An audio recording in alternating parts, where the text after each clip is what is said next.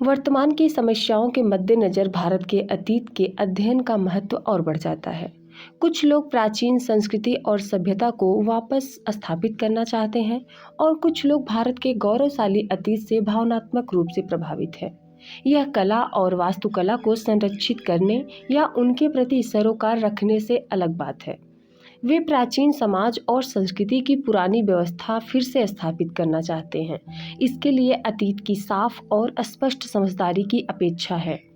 इसमें कोई शक नहीं है कि अतीत काल में लोगों ने विविध क्षेत्रों में उल्लेखनीय उन्नति की, लेकिन वर्तमान समय के आधुनिक विज्ञान और तकनीक की बराबरी के लिए यह उन्नति ही पर्याप्त नहीं है।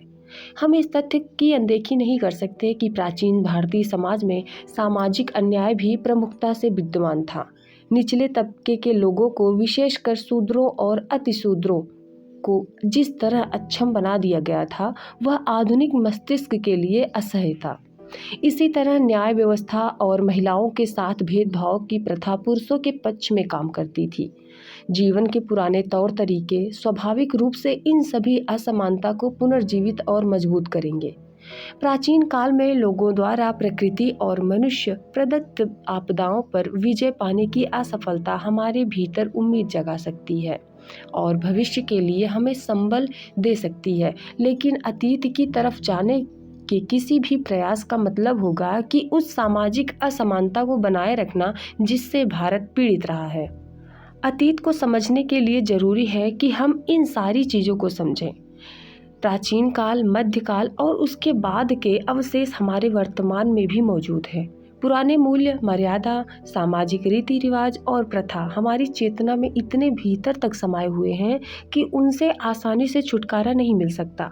दुर्भाग्यवश से जीवन की यही बुराइयां व्यक्ति और समूचे देश के विकास को बाधित करती हैं और औपनिवेशिक काल में इन्हें जानबूझकर थोपा गया।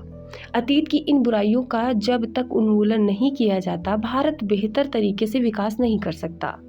जाति व्यवस्था और अलगाववाद भारत की लोकतांत्रिक एकीकरण और विकास के लिए बाधक है।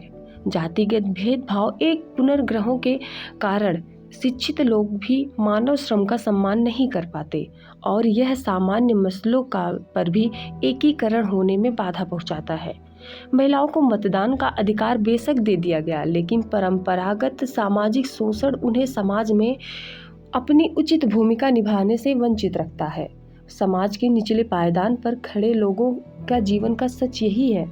प्राचीन इतिहास का अध्ययन हमें इन दुराग्रहों की जड़ों को गहनता से जांचने परखने में मदद करता है और जाति व्यवस्था को बनाए रखने, महिला को दोयम दर्जा देने, संकीर्ण धार्मिक अलगावों को बढ़ावा देने वाले कारणों को उजागर करता है।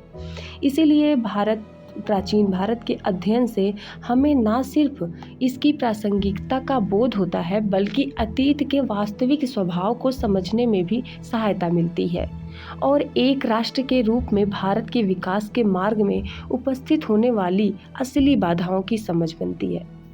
इस वीडियो में इतना ही। धन्यवाद।